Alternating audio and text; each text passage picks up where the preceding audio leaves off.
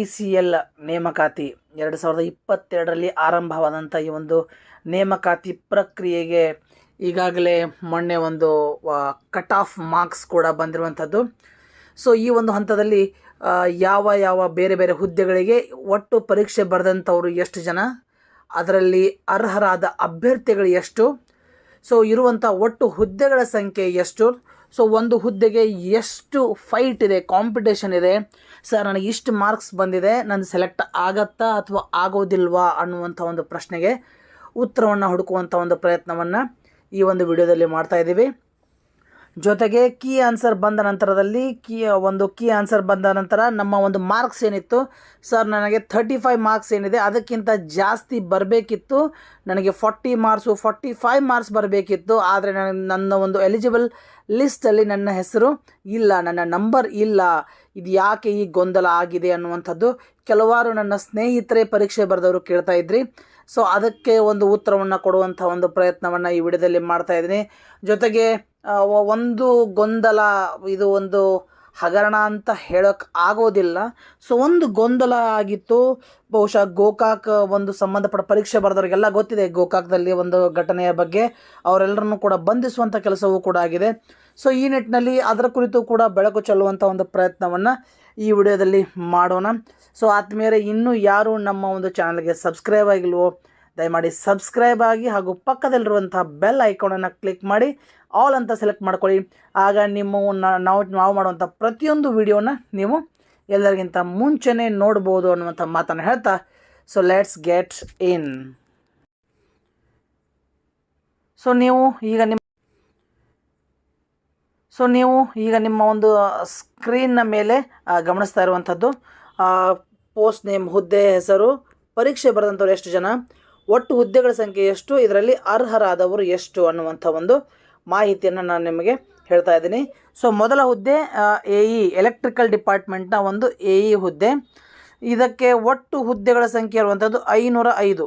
So 505 ಹುದ್ದೆಗಳಿಗೆ ಪರೀಕ್ಷೆ ಬರೆದಂಥ ಅಭ್ಯರ್ಥಿಗಳು 23,979 ಜನ ಪರೀಕ್ಷೆಯನ್ನು ಬರೆದಿದ್ರು. ಅದರಲ್ಲಿ 505 ಹುದ್ದೆಗಳಿತ್ತು. ಎಲಿಜಿಬಲ್ ಆಗಿರುವಂಥವರು 501 ಜನ. ಸೊ ಇಲ್ಲೇನು ಅಂತಂದರೆ AE ಎಲೆಕ್ಟ್ರಿಕಲ್ ಡಿಪಾರ್ಟ್ಮೆಂಟ್ AE ಏನಿದೆ ಅದರಲ್ಲಿ 1:1 ಕೂಡ ಫೈಟ್ ಆಗ್ತಾ ಇಲ್ಲ. ಯಾಕೆ ಅಂದರೆ 505 ಹುದ್ದೆಗಳಿಗೆ ಸಂಬಂಧಪಟ್ಟಂತೆ 501 ಜನ ಮಾತ್ರ ಎಲಿಜಿಬಲ್ ಆಗಿದ್ದಾರೆ. ಅಂದರೆ 35 ಮಾರ್ಕ್ಸ್ ಏನು ತೊಗೋಬೇಕಾಗಿತ್ತು ಆ ಒಂದು ಅಂಕಗಳನ್ನು ಪಡೆದಂಥವ್ರು. ಹಾಗಾದರೆ ಒಂದು ಪ್ರಶ್ನೆ ಬರುತ್ತೆ, ಸೊ 501 ಜನ ಯಾರು ಎಲಿಜಿಬಲ್ ಆಗಿದ್ದೀವಿ, ನಮಗೆಲ್ರಿಗೂ ಜಾಬ್ ಫಿಕ್ಸಾ ಸರ್, ಕನ್ಫರ್ಮಾ ಅಂತ ಕೇಳಿದರೆ ಇಲ್ಲ, ಹಾಗಾಗೋದಿಲ್ಲ.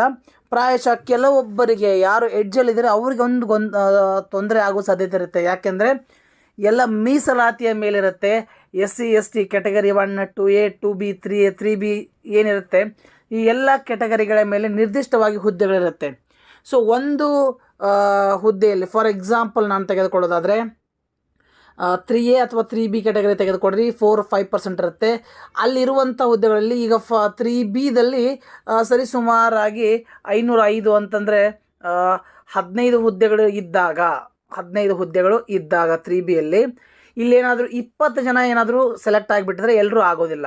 ಎಲಿಜಿಬಲ್ 20 ಜನ ಆಗಿದ್ದರೆ ಹುದ್ದೆ ಇರೋದು 15, ಹಾಗಾಗಿ ಹೇಳೋಕ್ಕಾಗೋದಿಲ್ಲ. ಈ 501 ಜನ ಏನಿದ್ದಾರೆ, ಈ 501 ಜನ ಇವರು ಯಾವ್ಯಾವ ಕ್ಯಾಟಗರಿ ಅನ್ನುವಂಥದ್ದು ನಮಗೆ ಗೊತ್ತಾಗೋದಿಲ್ಲ. ಹಾಗಾಗಿ ಆಯ್ಕೆಯಾದಂಥವ್ರು ಎಲಿಜಿಬಲ್ ಆಗಿರುವಂಥವ್ರು ಎಲ್ರಿಗೂ ಕೂಡ ಜಾಬ್ ಸಿಗುತ್ತಾ ಅಂತಂದರೆ ಸದ್ಯಕ್ಕೆ ಅದನ್ನು ಹೇಳೋದಕ್ಕೆ ಆಗೋದಿಲ್ಲ ಅನ್ನುವಂಥದ್ದು. ಇನ್ನು ಎರಡನೇದಾಗಿ JE ಎಲೆಕ್ಟ್ರಿಕಲ್ ಪೋಸ್ಟಲ್ಲಿ, ಜೂನಿಯರ್ ಇಂಜಿನಿಯರ್ ಪೋಸ್ಟಲ್ಲಿ. ಸೊ ಈ ಒಂದು ಹುದ್ದೆಗೆ ಸಂಬಂಧಪಟ್ಟಂತೆ ಒಂದು ಡೇಟಾವನ್ನು ನೋಡೋದಾದರೆ 1 ಸೆಕೆಂಡ್. ಎಸ್, ಸೊ ಒಟ್ಟು 22,920 ಜನ ಒಂದು ಪರೀಕ್ಷೆಯನ್ನು ಬರೆದಿದ್ದರು. ಎಷ್ಟು ಹುದ್ದೆಗಳಿಗೆ ಅಂದರೆ 570 ಹುದ್ದೆಗಳಿಗೆ 22,000. Look at the competition and eligible ಆಗಿರುವಂಥವ್ರು 1049. ಸೊ 570 ಹುದ್ದೆಗಳಿಗೆ 1,049 ಜನ ಎಲಿಜಿಬಲ್ ಆಗಿದ್ದಾರೆ. ಸೊ ಹಾರ್ಡ್ಲಿ 1:2 ಆಗೋದಿಲ್ಲ. ಯಾಕಂದರೆ 1140 ಆಗುತ್ತೆ, ಆವಾಗ 1:2 ಆಗುತ್ತೆ. ಇದು 1:1.8, 1.9 ಅಂತ ತೆಗೆದುಕೊಳ್ಬೋದು.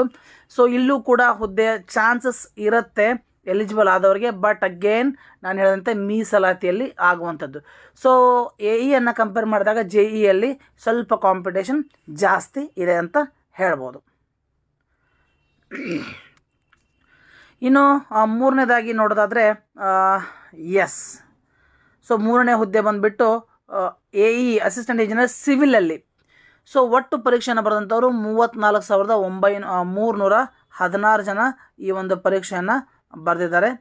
ಅದರಲ್ಲಿ ಹುದ್ದೆ ಇರೋದು ಎಷ್ಟು ಅಂತಂದರೆ ಲುಕ್ ಅಟ್ ದಿ ನಂಬರ್. 28 ಹುದ್ದೆಗಳಿಗೆ ಎಷ್ಟು ಜನ ಪರೀಕ್ಷೆ ಬರೆದಿದ್ದಾರೆ? 24,316 ಜನ ಪರೀಕ್ಷೆಯನ್ನು ಬರೆದಿರುವಂಥದ್ದು. ಸೊ ಎಲಿಜಿಬಲ್ ಆದಂಥವ್ರು ಎಷ್ಟು ಜನ ಅಂತಂದರೆ 700. 28 ಹುದ್ದೆಗಳಿಗೆ 700 ಅಂತ ನಾವು ಲೆಕ್ಕ. ಇದನ್ನು 30 ಅಂತ ತೊಗೊಂಡ್ರು 1:20 to 25. ಸೊ 1:23 ಅಂತ ತಗೋಬೋದೇ ನಾವು. 1:23 ಅಂದರೆ ಒಂದು ಹುದ್ದೆಗೆ 23ರಿಂದ 24 ಜನ ಫೈಟ್ ಆಗುವಂಥದ್ದು. ಸೊ 28 ಹುದ್ದೆಗಳಿಗೆ 700 ಜನ ಎಲಿಜಿಬಲ್ ಆಗಿರುವಂಥದ್ದು. ಇನ್ನು ನೆಕ್ಸ್ಟ್ ನೋಡೋದಾದರೆ JE civil post, junior engineer civil ಪೋಸ್ಟನ್ನು ನೋಡೋದಾದರೆ ಒಟ್ಟು ಪರೀಕ್ಷೆನ ಬರೆದಂಥವರು 15,140 ಜನ ಬರೆದಿದ್ದಾರೆ. ಪೋಸ್ಟ್ ಎಷ್ಟಿತ್ತು ಅಂತಂದರೆ 29 ಪೋಸ್ಟು. ಎಲಿಜಿಬಲ್ ನೋಡ್ರಿ, ಲುಕ್ ಅಟ್ ದಿ ನಂಬರ್, 3,010 ಜನ. 29 ಹುದ್ದೆಗಳಿಗೆ 3,010 ಅಂದರೆ ಇದನ್ನು 30 ಅಂತ ಹಿಡ್ಕೊಂಡ್ಬಿಟ್ರು. ಸೊ ರೇಷೋ ನೋಡಿದಾಗ ಒಂದು ಸ್ವಲ್ಪ ಗಾಬರಿ ಆಗುವಂಥದ್ದು. ಎಸ್, 1:100. ಒಂದು ಹುದ್ದೆಗೆ 100 ಜನ ಕಾಂಪೀಟ್ ಮಾಡುವಂಥ ಒಂದು ಸಾಧ್ಯತೆ ಇರುತ್ತೆ JE ಸಿವಿಲ್ ಪೋಸ್ಟಿಗೆ. ಯಾಕಂದರೆ ಸರಿಸುಮಾರಾಗಿ 29 ಪೋಸ್ಟಿಗೆ 3,010 ಜನ ಎಲಿಜಿಬಲ್ ಆಗಿದ್ದಾರೆ. ಸೊ ಈ ನೆಕ್ಸ್ಟ್ 5th ಒನ್ ನೋಡೋದಾದರೆ ಜೂನಿಯರ್ ಅಸಿಸ್ಟೆಂಟ್. ಇದನ್ನು ಭಾಳ ಜನ ಬರೆದಿರುವಂಥದ್ದು ಎಕ್ಸಾಮನ್ನು. 3,10,960 ಜನ ಎಕ್ಸಾಮನ್ನು ಬರೆದಿದ್ದಾರೆ. ಇರುವಂಥ ಹುದ್ದೆಗಳ ಸಂಖ್ಯೆ 358. So eligible ಆದಂಥವ್ರು 61,174.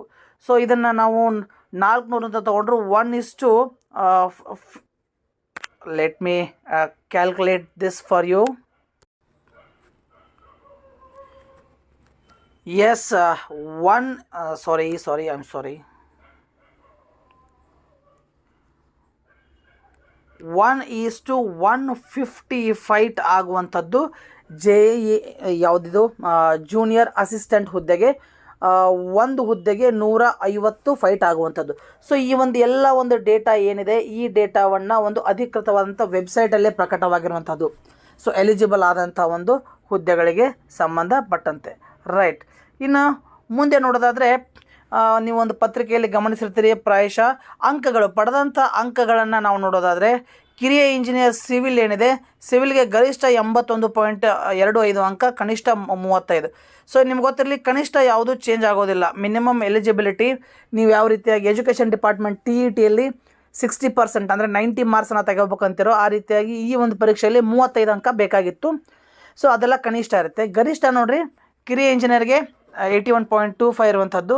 ಇನ್ನು ಕಿರಿಯ ಇಂಜಿನಿಯರ್ ಎಲೆಕ್ಟ್ರಿಕಲಲ್ಲಿ ಬಂದುಬಿಟ್ಟು 74.25 ಮ್ಯಾಕ್ಸಿಮಮ್ ಮಾರ್ಕ್ಸ್ ಪಡೆದಿರುವಂಥದ್ದು. ಇನ್ನು ಅಸಿಸ್ಟೆಂಟ್ ಇಂಜಿನಿಯರ್ ಸಿವಿಲ್ ಅದಕ್ಕೆ ಗರಿಷ್ಠ ಅಂಕನೇ 35. ನೋಡಿರಿ, look at the marks and then imagine how the exam was ಅಂತ. ಸೊ 35 ಅಂಕ ಗರಿಷ್ಠ, ಕನಿಷ್ಠ ಅಷ್ಟೇ ತೊಗೋಬೇಕು, ಗರಿಷ್ಠನೂ ಅಷ್ಟೇ ತೆಗೆದುಕೊಂಡಿರುವಂಥದ್ದು. ಇನ್ನು ಸಹಾಯಕ ಇಂಜಿನಿಯರ್ ಎಲೆಕ್ಟ್ರಿಕಲ್ ಡಿಪಾರ್ಟ್ಮೆಂಟಲ್ಲಿ ನೋಡೋದಾದರೆ 63.75. ಇನ್ನು ಜೂನಿಯರ್ ಅಸಿಸ್ಟೆಂಟ್ ಏನಿದೆ 3 ಲಕ್ಷದ ಚಿಲ್ಲರೆ ಎಕ್ಸಾಮ್ ಜನ ಬರೆದಿದ್ರು ಪೇಪರನ್ನು, ಅದರಲ್ಲಿ ಬಂದುಬಿಟ್ಟು ಒಟ್ಟಾರೆ 79.75 ಇದು ಒಂದು ಹೈಯೆಸ್ಟ್ ಅಂಕವನ್ನು ಪಡೆದಿರುವಂಥದ್ದು.